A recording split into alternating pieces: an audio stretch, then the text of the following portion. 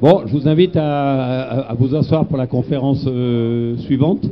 Donc on va laisser la main à notre ami, voilà, avec encore des conférenciers de prestige qui font partie de l'histoire et du patrimoine de l'ULM, on va dire. Voilà, comme ça, c'est ça. Didier, t'es d'accord? C'est ça. Allez, donc, je te laisse la parole. au moment de la dernière mandature, cette mandature est arrivée, on a décidé de créer une commission histoire, patrimoine et innovation, pardon, je vais y arriver, parce que si on veut savoir où on va, il faut un peu savoir d'où on vient.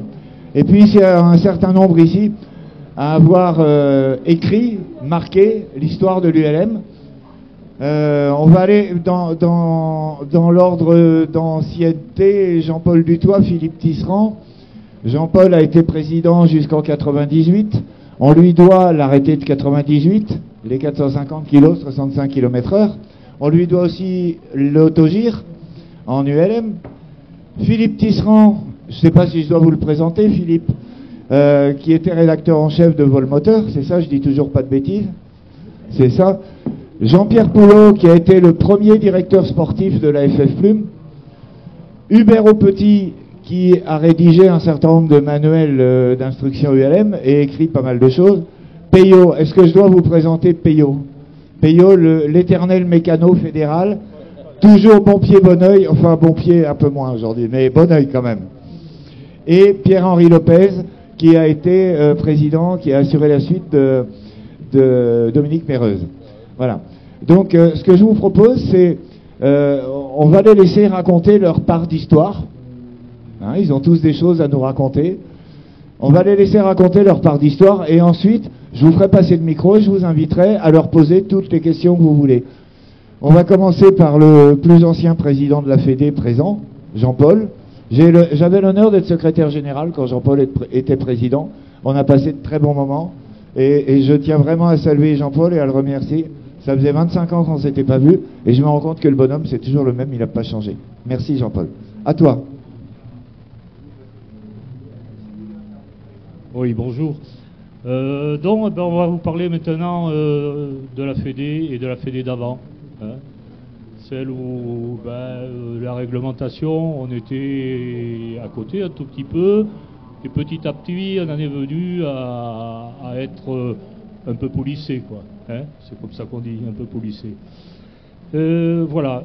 Donc nous, on a débuté. Moi j'ai connu l'ULM. Après, j'étais dans l'aéronautique depuis longtemps. J'ai connu l'ULM d'abord par l'autogire. Ça n'a pas duré longtemps. Hein. Il a fallu un coup de gaz pour se retrouver de travers sur la piste et sur le côté. Donc, on change de système. Je commence à prendre des leçons sur un pendulaire. Le pendulaire, deuxième leçon, dans une vigne. Donc là, alors j'ai revenu à mes amours, qui est l'avion, dont l'ULM, qui est pas l'avion, déjà, je veux le dire là, parce que on vient de parler de beaucoup d'avions, mais pas beaucoup d'ULM. Donc j'ai démarré sur des baroudeurs, widowpers. Qu'est-ce que j'ai eu encore? Alors je suis quelqu'un qui va chercher des machines qui sont un peu bizarres. Voilà. Alors j'ai eu je ne me rappelle plus comment ça s'appelait. Il y avait deux frères comme ça, deux machines qui étaient à peu près pareilles. Le Milan, voilà. J'ai eu un Milan que j'avais transformé, que j'avais fermé, dont j'en ai fait un peu, mais mon travail m'accaparait, dont j'en faisais pas beaucoup. Voilà. Et ensuite, ça a été la Fédé. Je suis rentré à la Fédé, d'abord au comité directeur. Et puis on a fait ensemble, moi comme commissaire, ma femme aussi était commissaire. On a fait des compétitions, suivi des compétitions, à l'étranger aussi. Et voilà. Et après, on a été dans une période, quand je suis passé président parce que le président avait démissionné lors d'une réunion. Voilà. Il avait dit, il est parti dans son bureau, il a mis sa démission sur le bureau de la réunion, il a dit je démissionne. Et il fallait un président. Difficile. c'était difficile. Hein. Alors moi, on me disait, oh ouais, prends-le. Ma femme, au bout du téléphone, qui était ailleurs, très loin, me disait non. Et c'était Jean-Claude Poulain, qui était le directeur technique, qui lui a dit, si, il va le prendre. Bon, j'ai pris. Donc j'ai continué la mandature de Le Mouton. Et après cette mandature, j'ai été réélu. Et on a vécu un moment difficile à la Fédé. Je le dis, il faut le dire, parce qu'on a vécu un moment difficile. C'est-à-dire que moi, j'avais un temps au comité directeur, j'avais fouillé un peu et on avait quand même des problèmes avec nos assurances. Voilà. Et donc, quand je suis devenu président, je suis allé un peu plus loin. Je ne vais pas tout vous raconter parce que je ne donnerai pas de nom. Donc, on a changé d'assurance. Moi, j'ai eu droit, d'abord en premier, par l'ancien président, des problèmes au téléphone avec des menaces de mort, dont j'ai jamais relevé parce que c'était pas à la Fédé de subir ce que moi je subissais, hein, des menaces de mort. Et ensuite, ça a été avec l'assureur qui voulait m'acheter. Voilà, tout simplement. Je le dirais tout simplement. Et bien. Ça fait que, à la suite de ça, eh bien, la Fédé a perdu des adhérents. Beaucoup. Des gens qui sont restés à l'assurance de cet assureur et qui, ils ont dit, enfin c'est lui qui a dit, mais si vous assurez chez moi, vous n'avez pas besoin de vous assurer à la fédération, de prendre une adhésion à la fédération. Donc suite à ça, on a perdu à peu près, si je me rappelle bien, 2000 adhérents. Et pendant 4 ans, il a fallu sortir la tête de l'eau. Ça a été dur, mais l'équipe qu'on avait, elle était costaud, elle y a cru, et on en est sorti. Donc à la suite de ça, moi j'ai dit je ne me représente pas. D'abord parce que moi je suis pour l'associatif, pas pour la politique. Voilà. Alors je vais laisser parler le directeur sportif. Après ça sera notre mécano en chef qui parlera parce que lui il a fait beaucoup de choses. Hein, et le directeur sportif aussi. Parce que moi j'ai été en place à Morlaix. J'étais à la direction dans une compagnie aérienne. Et donc j'étais là que le lundi. Et ces gens me secondaient. Alors je vais passer la parole à Jean-Pierre Poulou. Oui, bonjour messieurs, dames. Oui, Jean-Pierre. Moi j'ai connu l'ULM. C'était avant les années 80. Alors 1900 pour les plus récents. C'était à l'époque où Danis, s'il y en a vraiment, parce que là on donne dans la paléontologie de l'ULM, hein. Danis faisait des vols dans le parc de Choisy-le-Roi, et je m'en souviens, c'était quasiment à la verticale des pistes d'Orly, en approche. Enfin, ça volait à 20-30 mètres de haut, hein, fallait pas rêver. Et ça m'avait donné le virus. Et puis après, comme on va dire que les week-ends, je redescendais en Anjou. Et dans mon coin, il y a un club qui s'est créé à Montreuil-Bellay, s'il y en a qui connaissent. Et là, je me suis investi, j'ai fait un baptême de l'air. Et puis le lendemain, je suis revenu. Et puis j'ai fait ma formation. Donc tout ça, ça a été une belle aventure. Et dans l'année qui a suivi, notre club, suite à un désistement, je me rappelle, ce devait être Meaux qui devait organiser le championnat de France. Meaux s'était désisté. Et en l'espace de 3 semaines, dans mon club, on avait monté ce championnat de France, qui était une belle performance. Monter un championnat de France qui tient la route en 3 semaines, c'était un beau boulot. Et là, les gens de la Fédé, de l'époque, justement, il y avait le fameux Jean-François Le Mouton et d'autres de la fédération, m'ont sollicité.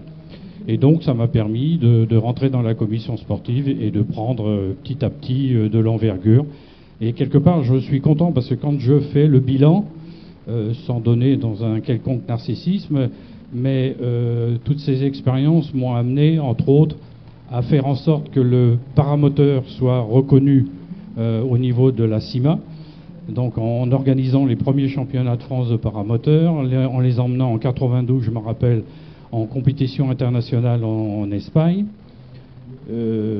Croyez-moi, c'est dommage parce que je vois pas trop de paramoteuristes. Bon, les générations ont changé, mais ça a été une aventure assez terrible parce qu'il fallait créer, tout mettre en place. Enfin, ça a été une belle aventure. Je sais que j'ai beaucoup mouillé le maillot à l'époque aussi pour l'autogire. Alors là, l'autogire, je vous avoue que ça a été un peu formidable, mais en même temps une frayeur pour mes commissaires. J'avais réussi à former une bonne douzaine de personnes qui tournaient, et l'avantage c'est qu'il suffisait que je fasse un énoncé d'une épreuve et automatiquement les gars et les filles savaient où aller, quoi faire et tout. Ça, c'était un vrai régal. Parce que pour ceux qui ont fait un peu de compétition, c'était encore à l'époque où on faisait des photos des points de balise qui permettaient de prouver qu'on était passé par là. Et ça, c'était un boulot, mais l'horreur, quand on se couchait à 3 heures du matin pour faire un briefing à 6 heures le lendemain, enfin même pas le lendemain, le jour même.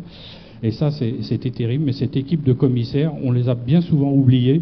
Mais sans eux, c'est comme les bénévoles pour un événement comme ici, ça ne passe pas. Voilà. Je mets un break là-dessus. J'ai organisé aussi énormément de rallyes, Maroc, Tunisie, Égypte, et dont un dont je garde vraiment un souvenir ému. C'était un rallye entre Kiev et Odessa. Ô combien d'actualité actuellement, car justement nous avons survolé Kherson, Dniepropetrovsk et tout ça, et ça a été vraiment formidable, humainement parlant, sportivement parlant.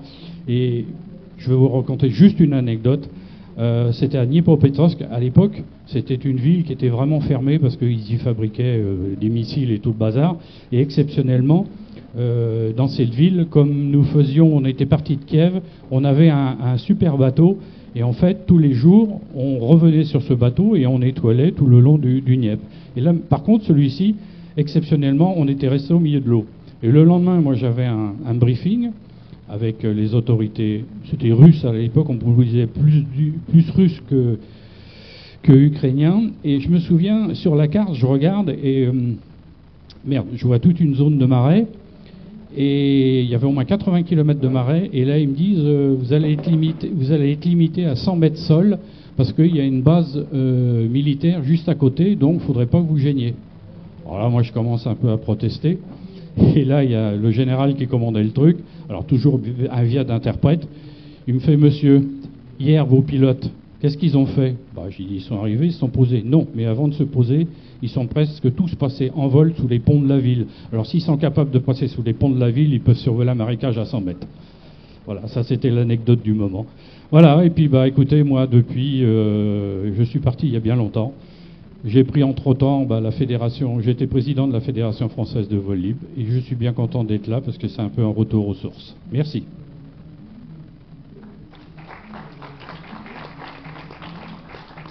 Oui, Jean-Pierre a oublié de vous dire qu'il a organisé le premier et le deuxième Tour de France ULM. Et avec des moyens, je peux vous le dire, on a vécu, ouais, c'était rock'n'roll. On avait un camion, dedans une gazinière, un cuistot, qui était chauffeur d'ailleurs, il était chauffeur, il faisait les courses, et nous, on démarrait d'un point pour aller à un autre, on avait des renseignements météo, mais il y a des fois, quand on frossait, on s'en rappellera. Moi, personnellement, on s'est paumé, et on s'est posé chez on s'est posé chez Eliès. Pour vous dire, je ne sais pas si vous connaissez, là, il a un terrain, il a une piste, carrossier Eliès, là, qui est un gros carrossier. On s'est posé sur sa piste en dur et on a redécollé de là et on est rentré dans l'orage. Comme ça, c'était l'apothéose. Voilà, donc c'était des Tours de France, mais on ne faisait pas de compétition. Voilà, c'était bon enfant, on se retrouvait le soir. Quand on ne couchait pas sous la tente, on couchait dans les clubhouses parce qu'il pleuvait. Voilà, c'est un peu, c'est Jean-Pierre qui les avait organisés.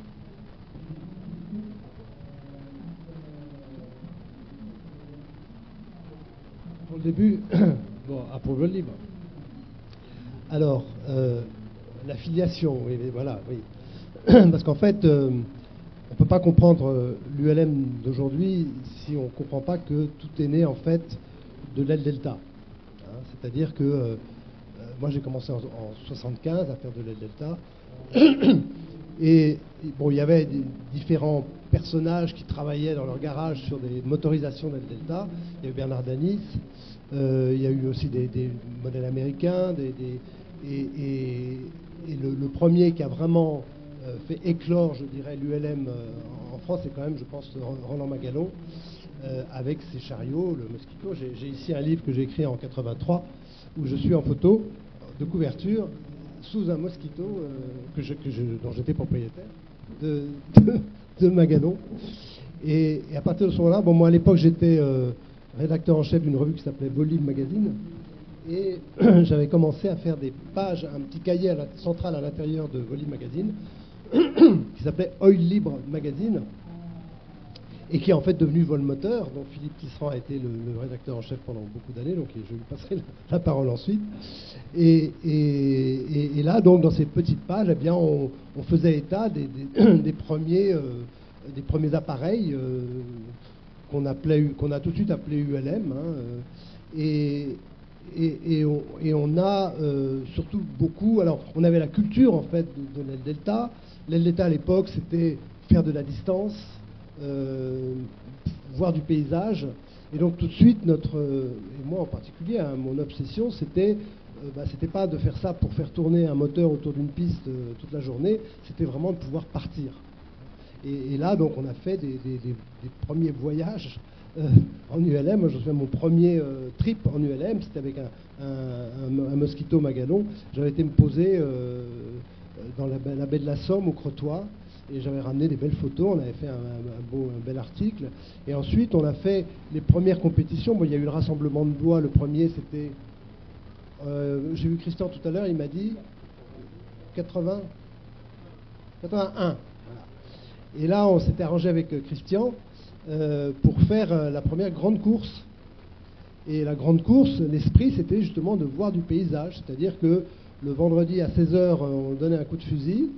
Et là, tout le monde décollait et il fallait faire le plus de kilomètres possible en étant revenu, le parcours au choix, hein, en étant revenu le dimanche à midi, je crois, pendant le rassemblement de bois. Et donc, on partait tous. Alors, la règle, hein, c'était sans aucune assistance extérieure, respecter les règles de l'air, donc ne pas voler la nuit.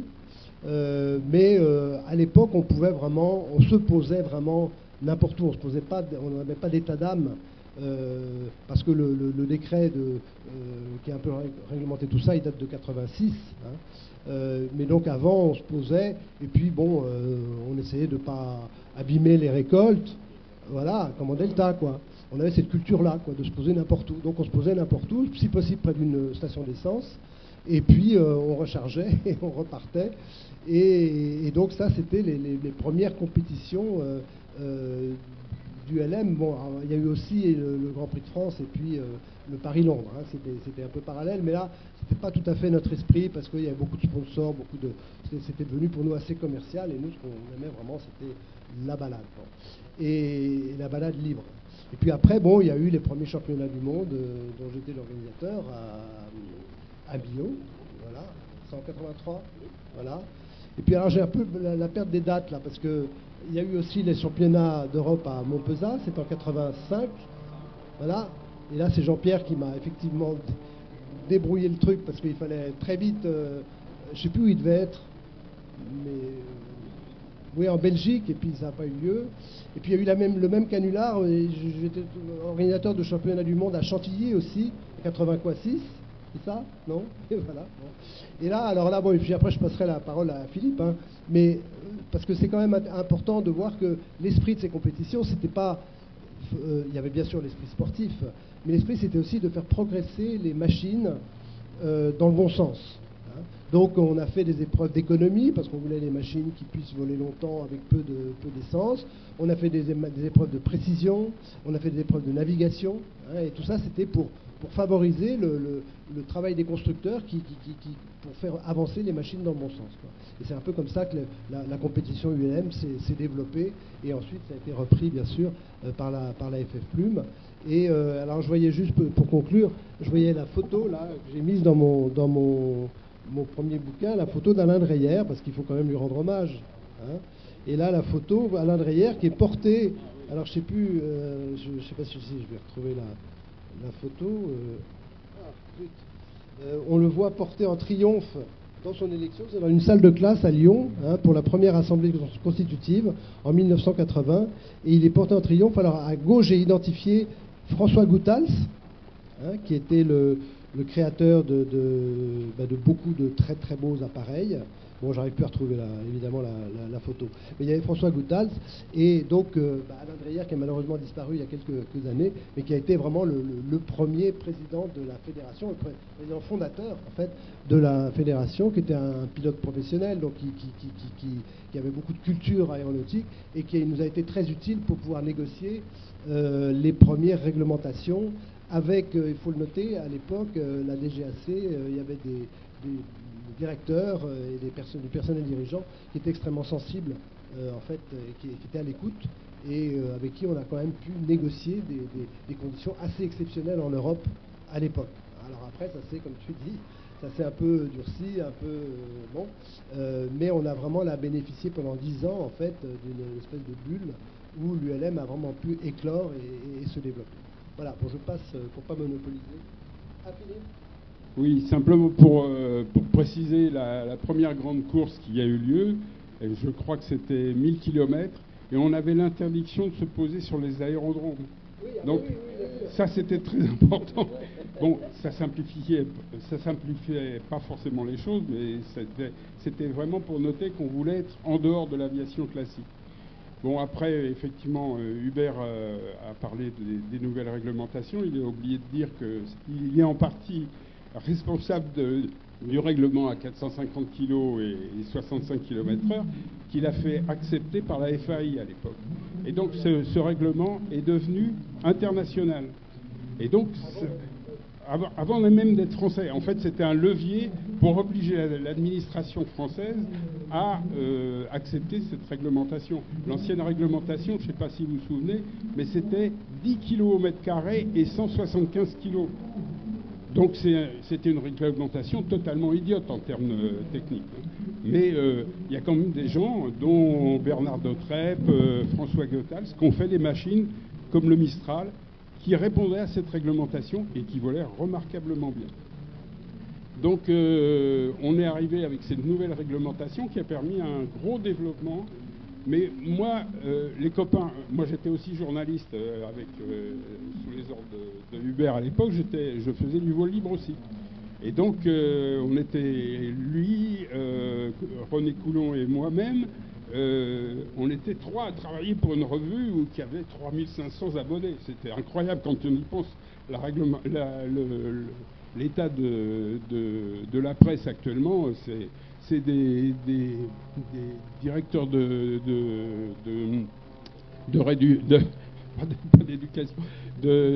publication qui sont payés comme... donc c'est vraiment incroyable, c'est totalement en dehors des réglementations du journalisme. Bon, ça c'est autre chose, ça c'est l'état de la presse en général. Donc on était 3 et le moteur ne plaisait pas aux gens qui faisaient du vol libre. Ils n'aimaient pas l'huile, ça s'appelait Oiling Magazine, et ils nous ont demandé « Arrêtez avec vos histoires de moteurs ».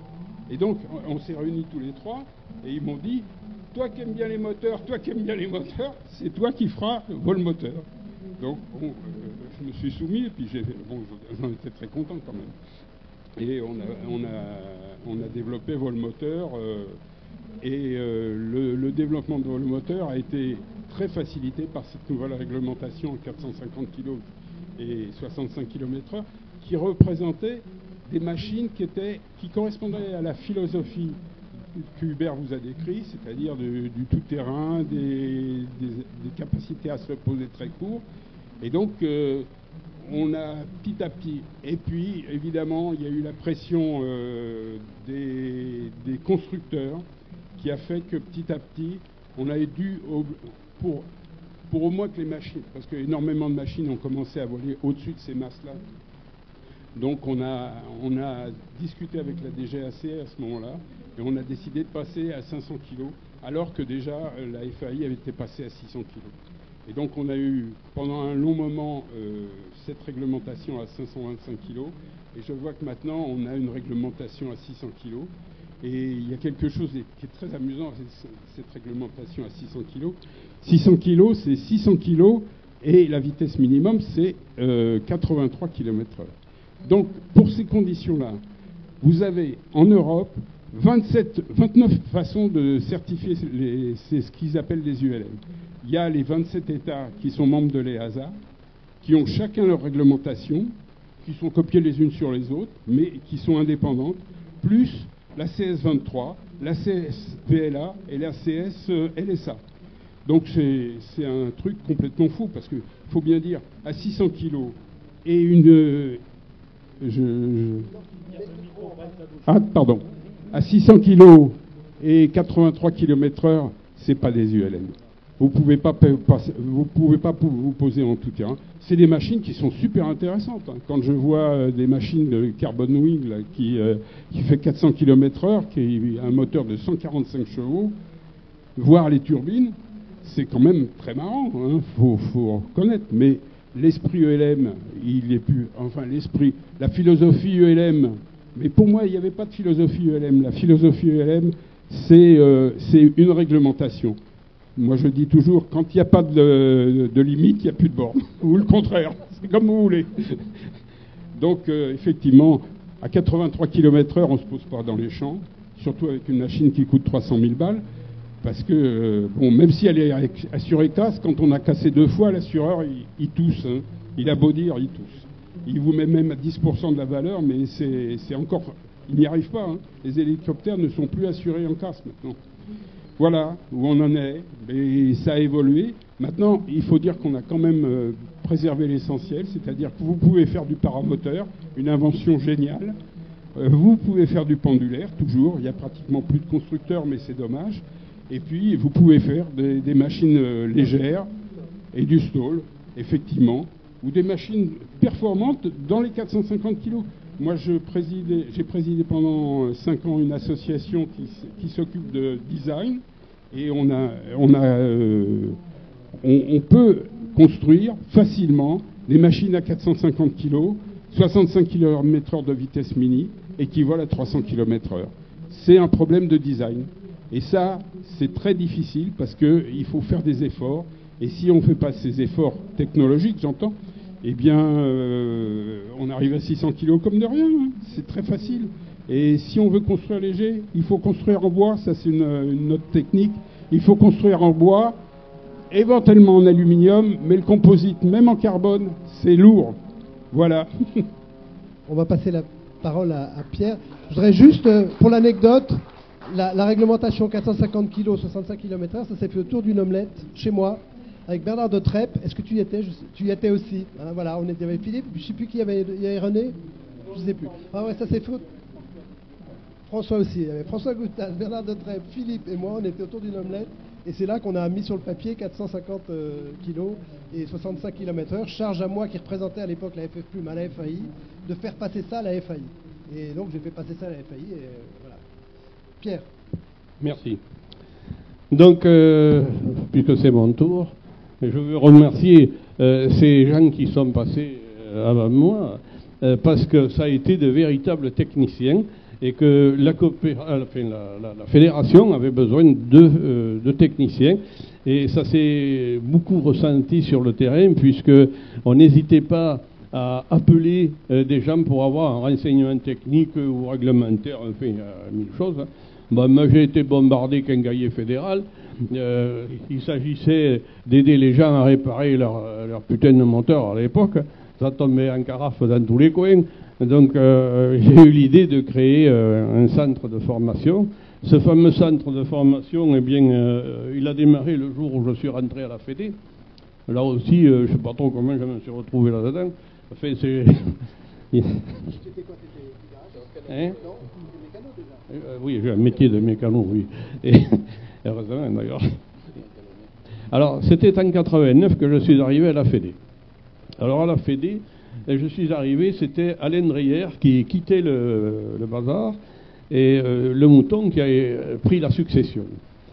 Et il y avait d'autres candidats qui avaient été élus et Alain se tourne vers moi et me dit: toi, le petit nouveau, qu'est-ce que tu as l'intention de faire à la Fédé? Et il dit, ça marche quand même votre truc. Ah bon. Mais je suis arrivé comme un cheveu sur la soupe.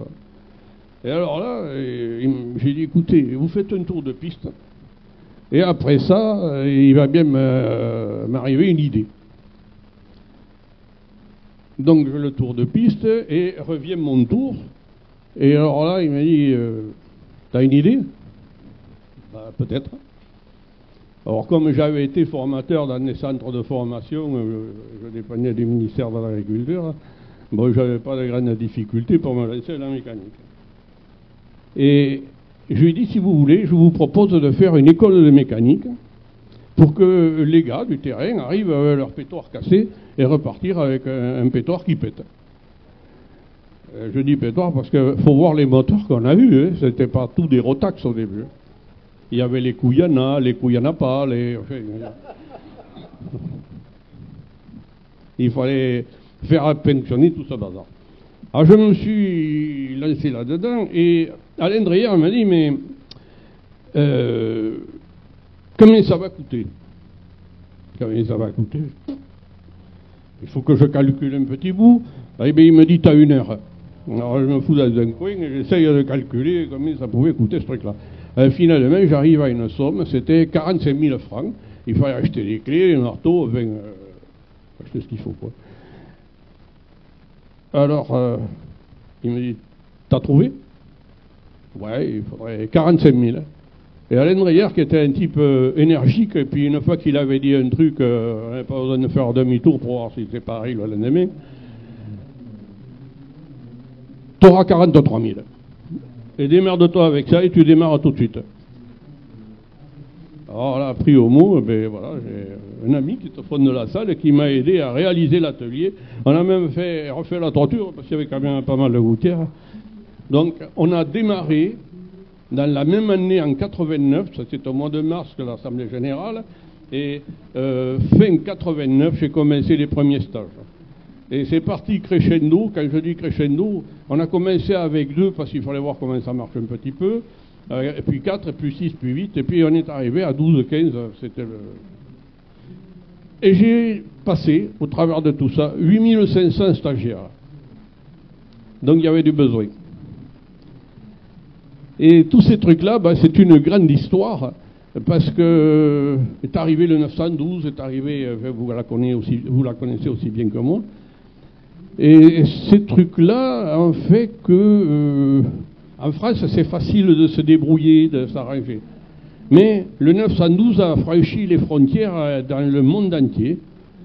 Et il s'est trouvé que dans l'Afrique, un missionnaire m'a demandé d'aller réparer son putain de 912 en Namibie. Je suis allé là-bas.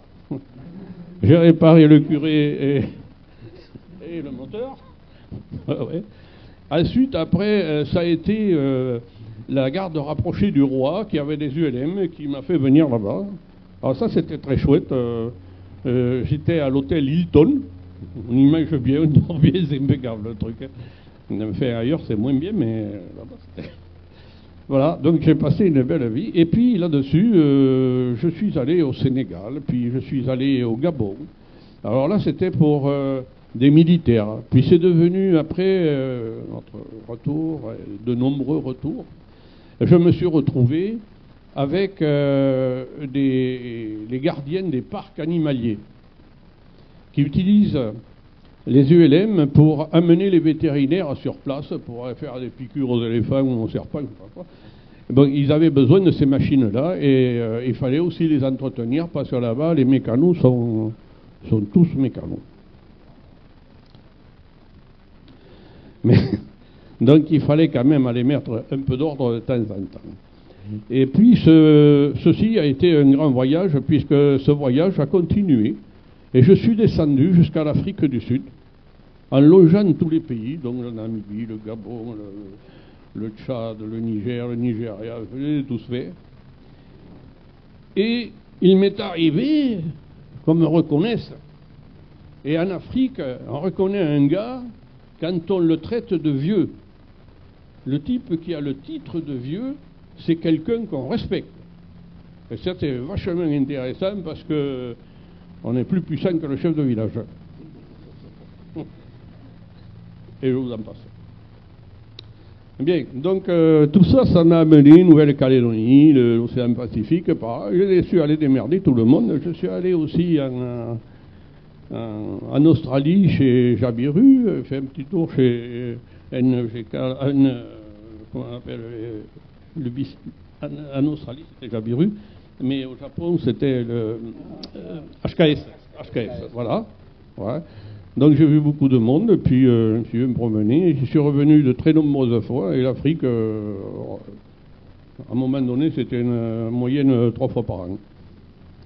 Voilà. J'étais prêt à repartir là, ce mois de juin, mais bon, je crois qu'ils ont bouffé la grenouille, donc c'est reporté. Bon, c'est l'Afrique, hein. Et j'y vais de toute manière fin d'année, alors ça sera à Dakar cette fois-là. Bon, c'était un très grand voyage, tout ça pour défendre l'ULM. Mais avant de lâcher mon morceau là, je voudrais quand même que on parle des anciens, parce que des anciens, j'en fais partie bien sûr. J'ai passé que 33 ans à la Fédé, j'ai été 27 ans à l'équipe de France et 20 ans sur le Tour de France. Mais il y en a un qui m'a reçu à la Fédé, à l'époque, deux. Mais celui que je veux citer, il se cache un peu, à moitié, je te vois qu'un œil, mais je te vois l'autre. C'est Christian Lhomme, qui non seulement ça, il fait partie des créateurs de la fédération, du tout début, et c'est également lui qui a créé le salon de l'ULM, salon où vous êtes ce soir. Christian. Alors, ça c'est à saluer, parce que c'est quand même un gros record, et ça a été un énorme boulot, et c'est des gens comme lui, comme eux, et qui ont fait fonctionner la fédération, et j'espère et je souhaite que des gens qui ont des idées, qui ont envie de faire quelque chose, prennent notre relais. Bon, moi je suis un vieux soulier là maintenant, j'ai plus de 80 ans. Hein. Bon, je bois bien, je mange bien, tout, mais on m'a dit qu'il fallait ralentir. Ça m'en fait compte. Bon. Donc, je souhaiterais que parmi les jeunes, que vous vous intéressiez à ça. Il y a de quoi faire, il y a un sacré boulot à faire. Parce que là, c'est un peu en déconfiture, il me semble, le bazar. Donc, il y a les wagons à remettre sur les rails, mais il ne faut pas s'inquiéter, il faut y aller. Bon, j'espère que je vous ai convaincu, mais je sais que c'est difficile. Bon, merci à tous, et oui. 10 secondes, Pierrot. Ah oui, le second, c'était toi. Est-ce que tu m'autorises à raconter l'anecdote des championnats d'Europe en Pologne? Oh, tu peux toujours y aller. Alors, ça, c'est quelque chose d'anthologie. Donc, on était parti pour des championnats d'Europe en Pologne, et puis, bon, généralement, on arrivait toujours 2-3 jours avant. Ce qui fait que Pierrot, déjà à l'époque, comme ça faisait déjà des années qu'il circulait sur les terrains, était connu. Et dès le matin, comme il se baladait un peu partout, et puis comme c'est un garçon très poli, il ne savait jamais trop refuser quand on lui offrait un canon. Mais sauf que là-bas, il carburait avec un carburant qui avait un indice d'octane assez relevé, quoi. Ce qui fait que vers les midis, notre Pierrot était quand même, il avait une vision très optimiste de la vie, encore plus que d'habitude. Et je m'en souviens, à l'époque, j'étais parti avec une jeune femme qui me servait d'interprète, qui était donc d'origine polonaise, et elle vient me voir. Elle me dit, on a un pilote qui a un ennui avec son moteur. Alors je crois que c'était un 508, ça existait ça, non? 508, c'est un moteur qu'on a utilisé qu'en compétition, parce que c'était une vraie merveille d'emmerdement. Et il fallait un mécano en permanence derrière. Et c'est là que Pierrot intervient, on y va dans ce hangar, et il était chaud, un autre Pierrot là. Et puis il regarde le truc, il tire la ficelle, puis alors là, doctement, il prend son doigt, il met le doigt dans le pot d'échappement, hein, il sent. Ouais, alors tout le monde autour était en train de dubitatif, regardait. Et puis bon, il prend un ou deux tournevis, je sais pas quoi, il va farfouiller, je ne sais pas quoi, dans le carbu. Non, j'ai repassé un deuxième coup parce que je suis consciencieux. Voilà, c'est ça, ouais. Et là, il tire sur la ficelle et la pétoire, elle démarre. Alors là, tout le monde était scié. Puis bon, on est allé encore boire un coup, mais ce qui était surtout rigolo après, c'est que dans le stand des Polonais, on les voyait tous en train de mettre le doigt dans le trou et sentir leur pot d'échappement. Voilà, c'était l'anecdote des championnats d'Europe. C'était l'anecdote en ce sens que c'est pas un mec qui est allé mettre le doigt dans le cul du pro championnat, c'est tous. Ce qui fait que tous les Polacs avaient le pif tout noir. Voilà, c'était des grandes histoires. Il y en a eu bien d'autres, hein, mais bon, je ne peux pas vous raconter. Je ne suis pas là pour passer ma journée à raconter des conneries.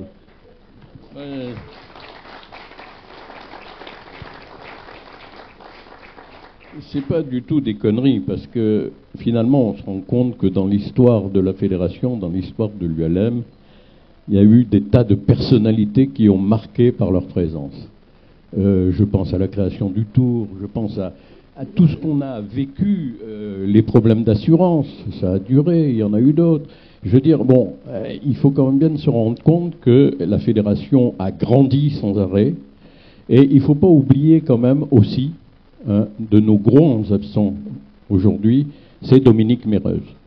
Dominique Méreuse qui a pris la suite et qui est resté quand même président pendant près de 18 ans. Donc ça a été un grand président qui a fait énormément pour la Fédé, et je pense qu'il mérite presque vos applaudissements.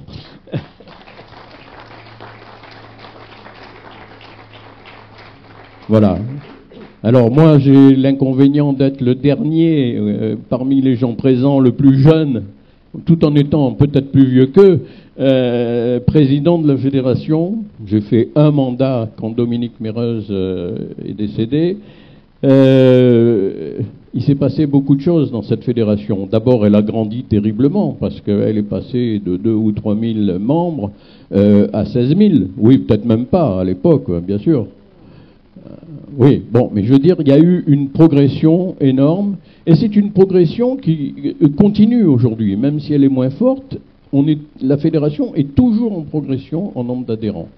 Bon, il y a des tas de facteurs qui interviennent là-dedans, mais il faut bien reconnaître que c'est une des rares fédérations dans l'aéronautique qui augmente ses adhérents. En général, c'est plutôt le contraire ce qui se passe. Donc, bien sûr, on ne peut pas oublier le travail qu'a fait Philippe Tisserand avec Volmoteur, on ne peut pas oublier des livres comme celui d'Hubert. Enfin, je veux dire, il y a eu tellement d'événements qui ont façonné notre fédération pour en faire ce qu'elle est devenue aujourd'hui.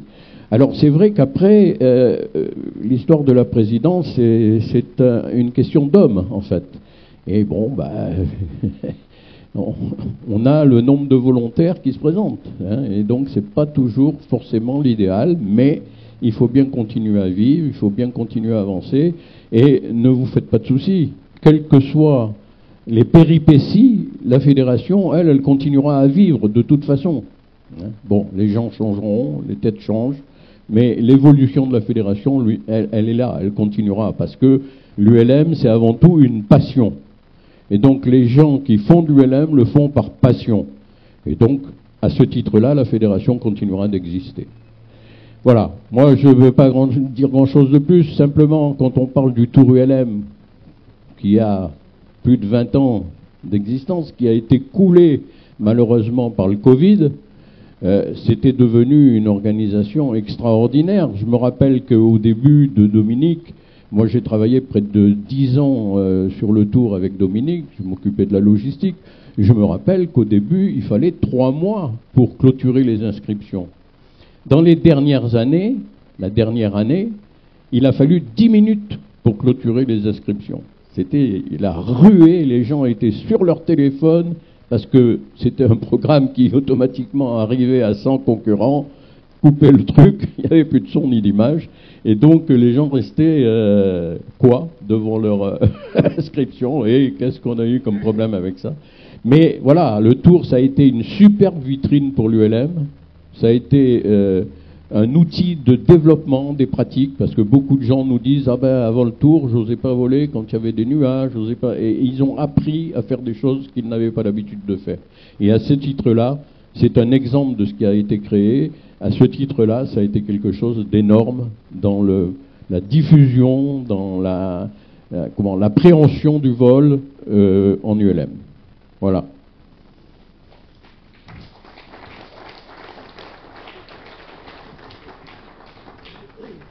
On vient de parler de notre histoire avec tous ces éminents personnages.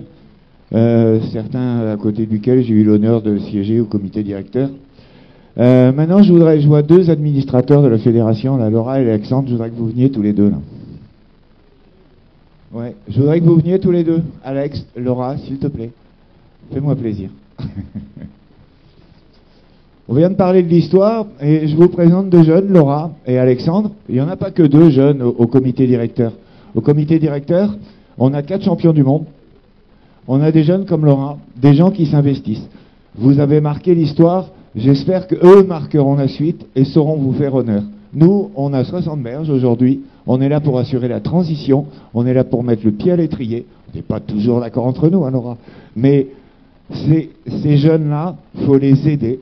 Et à chaque fois qu'ils iront vous trouver pour demander un conseil, répondez-leur, aidez-leur, c'est eux l'avenir, il est là. Merci à tous.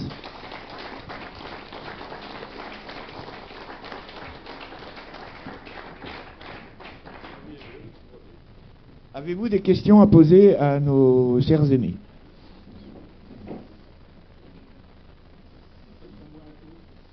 Ça va venir, Philippe, ne t'inquiète pas. Hubert, est-ce que vous voulez bien venir, s'il vous plaît? Donc, Hubert Guichenet, Gilbert Guichenet, pardon. Alors, avant Gilbert, il y a une question.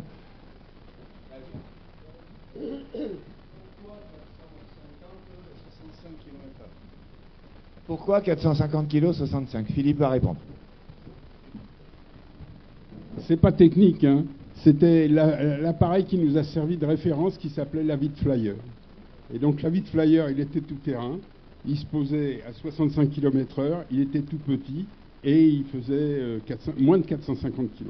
Donc on a dit cette machine-là, c'est bien ce qu'il nous faut. Et donc c'était le plafond. Là, le plafond est un peu enfoncé.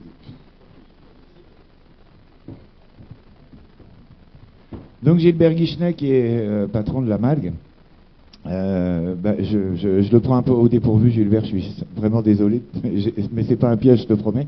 Si tu veux bien nous dire un petit mot sur ton ressenti de cette histoire, et comment toi, représentant de la DGAC, tu vois l'avenir pour nous. Vaste question. Je vais essayer d'être bref. En tout cas, ce que je voulais vous dire, moi je fais toute ma carrière à la DGAC, comme beaucoup de gens de notre maison, en étant passé par plein d'endroits différents. Le poste de chef de la Malgue, donc vous connaissiez peut-être, même certainement mon prédécesseur Pierre Yvuert, donc le poste de chef de la Malgue, je l'occupe depuis un peu plus d'1 an, c'est mon 2e MULM.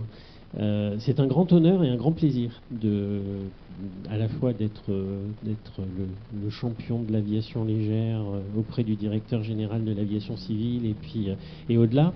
Mais et puis c'est un grand honneur que vous me faites aussi d'être ici. Et moi j'admire les parcours qui viennent de s'exprimer là, à la fois dans toute la richesse des anecdotes personnelles, dans la diversité des personnalités, des façons de faire. Ça montre bien qu'il y a de la place pour tout le monde, et ça montre bien que dans ce monde de passionnés, parce qu'effectivement vous avez raison, ce qui fait que ça fonctionne, c'est que dans le monde de l'ULM, mais même au-delà, dans le monde de l'aviation en général, on trouve beaucoup de passionnés. Tant que ça reste le cas, c'est bien, parce que le jour où ça sera plus le cas, si jamais un jour ça ne l'est plus, on sera mal. Mais voilà, avec la passion, on fait beaucoup de choses. Et aussi bien, toutes les discussions que j'ai pu avoir là pendant cette journée, les conférences auxquelles j'ai assisté montrent bien qu'il y a du pain sur la planche. Il y a des difficultés à résoudre, mais il y a des jeunes, il y a des bonnes volontés partout, et donc moi je suis très confiant sur l'avenir. L'aviation légère est quelque chose qui, à mon avis, mérite d'être soutenu, accompagné, promu, beaucoup plus qu'elle ne l'est aujourd'hui. Il y a une question d'image en dehors du landerneau entre nous. Il y a une question de transition, bien évidemment, écologique, etc. Il y a aussi le fait de faire la place à la diversité, et d'accueillir sans doute un peu plus qu'on le voit aujourd'hui là, des femmes dans le milieu aéronautique. Donc il faut continuer à ce que la passion puisse être transmise aux jeunes. Et il y a des vecteurs pour faire ça, mais il n'y a rien de mieux qu'à un moment donné l'émerveillement par rapport à quelque chose qui s'envole, ou le partage d'histoires d'histoires d'anciens qui du coup assurent la transition. Voilà, ce que je voulais vous dire, c'est que moi je suis très honoré. La DGAC a dû vous exprimer sa reconnaissance quand vous étiez en poste, et j'espère qu'elle a continué à le faire également par le passé. En tout cas, moi je suis très humblement admiratif de vos parcours. Je n'ignore pas les nuits sans sommeil, les efforts, les crises financières, les engueulades de couple, la vie de famille compliquée, etc., que ça a représenté, les divergences de vues à aplanir qui parfois aussi sont pas simples, les débats avec l'administration, quelle qu'elle soit, qui des fois est intelligente et qui des fois l'est moins. Et donc, moi, ce que je voulais, c'était vous dire un grand merci. Voilà. Bonne soirée. Merci beaucoup. C'est vrai que j'en ai pas parlé, mais tout au long de la vie de la fédération, on peut dire qu'on a été en présence de personnes à la MALG, notamment, je pense à Maxime Coffin par exemple, qui ont été des éléments clés dans l'évolution de l'ULM et qui ont joué un rôle important. On a toujours eu une oreille très attentive à la DGAC. Et c'est vrai qu'il faut reconnaître que on a toujours réussi, grâce à la DGAC aussi, à maintenir notre réglementation. Parce que je peux vous dire qu'il y avait beaucoup de gens qui voulaient changer notre réglementation. Et grâce à la DGAC et à la MALG en particulier, ça a tenu le choc. Voilà, on compte sur vous. Et moi, je voudrais saluer la mémoire d'une personne qui était au SFACT à l'époque, Monsieur Nobel. Ah, Monsieur Nobel, ça a été pour nous un grand monsieur, qui était d'ailleurs principalement sur tous les événements, qui venait à moto, je me souviens, avec sa BM. Et franchement, ça a été un vrai partenaire avec l'administration. Je salue sa mémoire. Je pense qu'on peut applaudir nos grands anciens.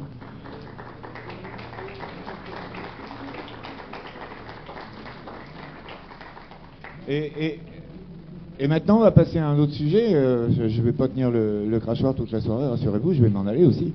Parce qu'il est l'heure d'aller honorer nos champions. Je vous rappelle que la France est championne du monde en microlight, 3 axes, pendulaire et autogire. Alex, qui était là tout à l'heure, j'arrive, Laurent, j'arrive. Et donc Guillaume qui se cache là, il est champion du monde pendulaire monoplace, mais il est trop gentil pour se montrer trop modeste. Alex, il est vice-champion du monde en autogire. L'équipe de France paramoteur est championne du monde par équipe et championne du monde dans la grosse moitié des disciplines. Donc c'est une belle brochette de champions qu'on va aller honorer au pied de l'estrade ce soir, si vous voulez bien nous accompagner. Merci à tous.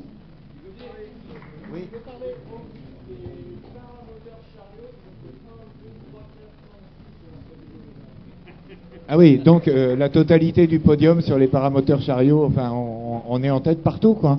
Vive la France.